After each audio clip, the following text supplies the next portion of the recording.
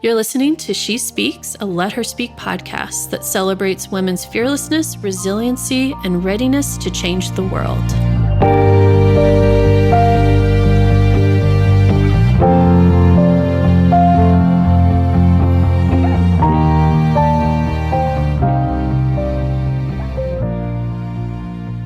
Welcome. We're doing things a little differently today. As you might be able to tell, I'm not Catherine. My name is Abby Hassler, and I'm a cohort member of the Let Her Lead program in the Aspiring Leader track. I've spent the last few months learning about how to be a better leader in my community and working on my legacy statement that I'm going to read for you in just a moment. Catherine has also been generous enough to let me take over the mic and share about a little creative project that I'm working on. I hope you enjoy.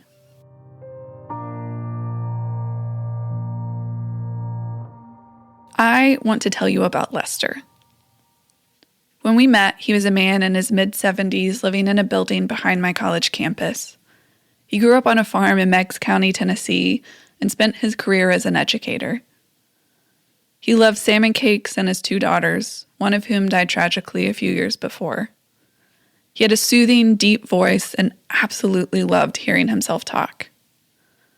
He had been suffering from a debilitating illness for several years and wanted to write his life story.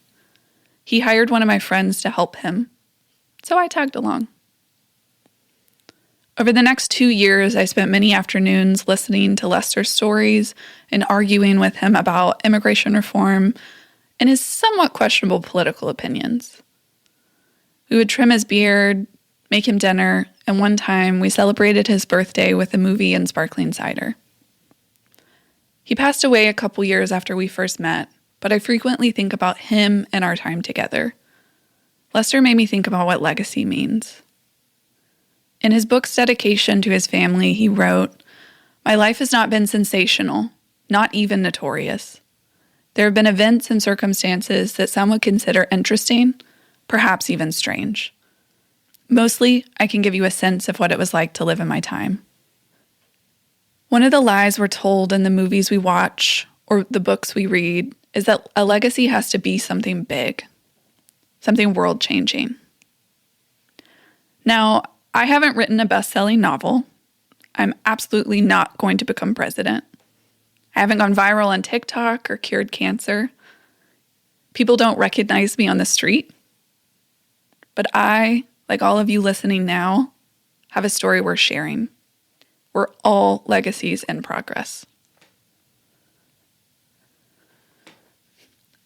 My legacy journey began not too far away from Knoxville.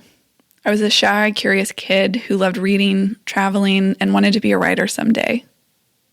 Does anyone remember Samantha Brown from the Travel Channel? That's who I wanted to be. Fast forward a few years, and I'm not Samantha Brown yet. But I am proud to be a creative director where I tell clients stories every day. A few years ago, I got my master's degree in rhetoric, writing, and linguistics, which made me fall in love with research and become a better writer.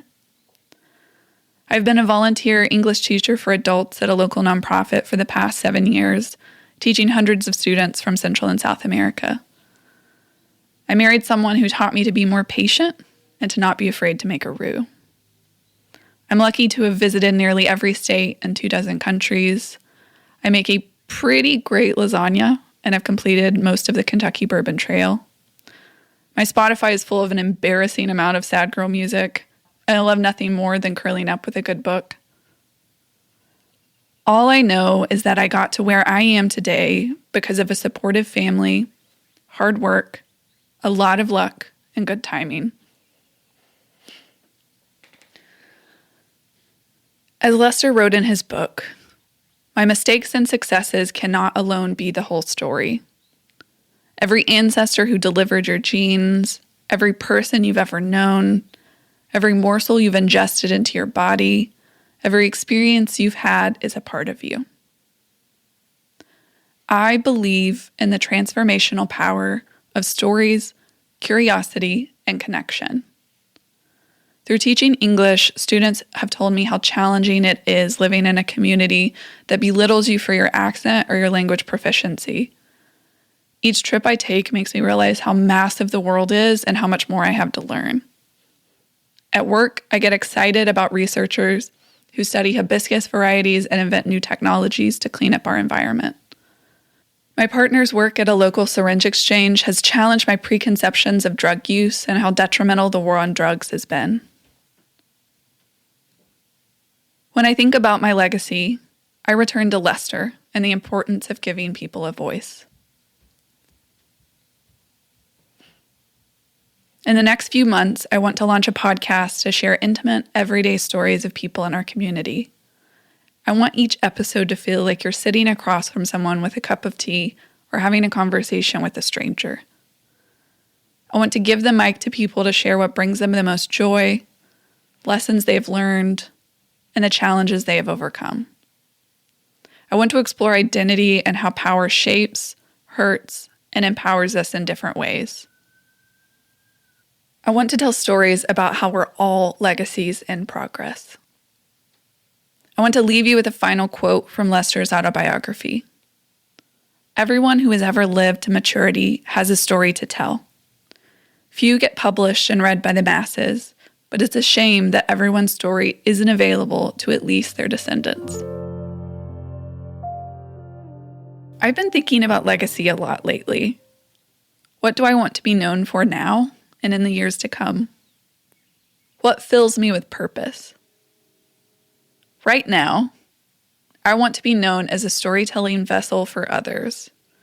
I want to lift others up by inviting them to share what brings them the most joy, challenges they've faced, and lessons they might want to gift to the rest of us. But, and I'm going to be really honest here, the problem is I've had trouble figuring out where to even begin. I produce a podcast at my day job and have been a professional marketing writer for over a decade. So it seems that starting a side project would be in my wheelhouse.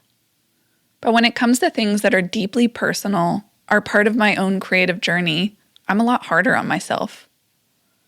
I keep making excuses and convincing myself that no one wants to hear what I have to say.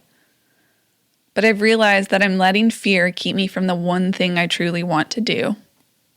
Can anybody relate? This is why I'm grateful to be part of the Let Her Lead program. It's given me the space to talk about and explore my desire to launch a podcast to share everyday, intimate stories of people in my community. I'm so thankful to be part of the strong group of women dedicated to becoming better leaders and members of our community. But even with this support, I still have to make the first step. And that's really scary. So, like the good, curious introvert I am, I decided to start this process a little closer to home, essentially in my backyard. I live near a 7-story apartment complex for older individuals and those living with disabilities. On any sunny day, my neighborhood comes alive with residents zooming by in electric wheelchairs, walking tiny dogs, or setting up shop at multiple shade spots. There is always laughter, fighting, and a lot of cigarette smoke. And I absolutely love living in this beautiful microcosm of different personalities and ways of looking at the world. Over the years, I've gotten to know some of my neighbors, one of whom I will call Billy because he could cosplay as Billy Gibbons from ZZ Top with his long gray beard, fingerless gloves, and American flag bandana. He has an angry little dog named Sweetie that barks at anything and everything, including me. Billy parks his wheelchair in front of my house each morning, blasting his favorite bluegrass gospel songs and singing along. Walking to my car for work, he always pauses his music and comes over to remind me that I look lovelier than ever. It's a fun part of my morning routine that I didn't know I needed before. A few months ago, I didn't see Billy for several weeks. Later, I found that he had a really serious case of COVID and barely got out of bed. He's doing better now, but this experience made me realize how much I didn't know about Billy and the others living closest to me. Sure, I chat with people when I walk my dog or wave when I drive by, but I don't take the time to be as neighborly as I should be, and I want to change that. So in my first journey to give the mic to people in Knoxville, I want you all to tag along. In just a moment, you'll hear from Billy and learn his real name. If you want to hear more from him and other stories like this, follow me on social media. My name is Donnie. I've been called Easy back when I was a hippie. And then when I got into motorcycles, it was Sleazy Easy. And then when I come to my senses, it went back to Donnie. And now that's just what it is right there, Donnie. I'm an old guy, pushing 70 to start with. I got an old dog. She's going on 11. And the neighborhood we live in is one of the better neighborhoods that I've ever lived in. I like where I live because before this, I lived under the bridge in the Salvation Army and the mission. When my wife died, I fell to pieces. And I like this because when I got sober, it came here. Now there's crazy stuff all around where we live now, but there's also a lot of good stuff. The people that I know, a lot of them think I'm a lunatic, okay? Because I've been saved, I've been forgiven, and I'm chief among the sinners. It was Sleazy Easy, okay? So I've been Donnie for, 3 or 4 years now. And I've not always been this way, you know what I mean? I was 65 years old at the bus stop on the corner when the Lord came into my life. So now I throw up the peace sign and I just move on if something bad happens. I was born and raised here, but I moved on when I was 14. My mom had died, and I got a little Social Security thing, about $60, $70, but you could get a 30-day bus pass through Greyhound or Trailways to go anywhere you wanted to for 30 days. And that's what I did. I went all over the country on the bus when I was 14. By the time I was 16, I'd been to every state in the United States except Alaska or Hawaii. Every state. And I always got off and stayed. The only one I never stayed in was New York, because I got off at New York and wanted to get me a little weed, and this guy just took all my money. You know what I mean? When I was out in California, I did 10 years in prison in California. 10 years, 16 days to be exact. And my brother helped me get my parole here, and I was living for the Lord. I thought. I was living for the Lord, and I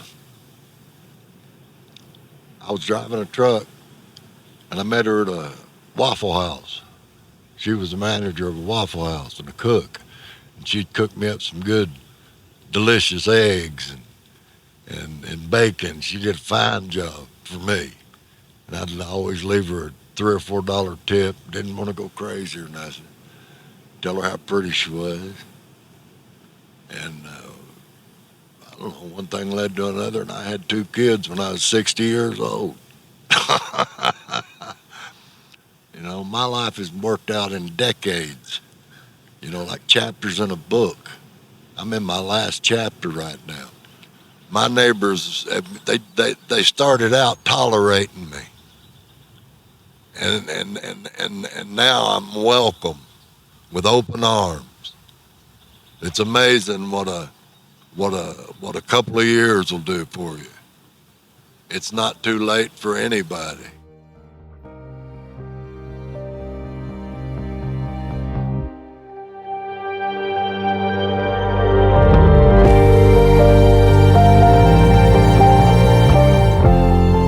This episode of She Speaks is brought to you by our amazing partners at Shod Companies. She Speaks is produced, edited, and scored by the very talented Travis Tench at Oak Hill Audio. If you loved the episode you just heard and want to support Let Her Speak's mission of elevating real women's stories, don't forget to follow, subscribe, and share at Let Her Speak USA. Together, we will make our voices heard.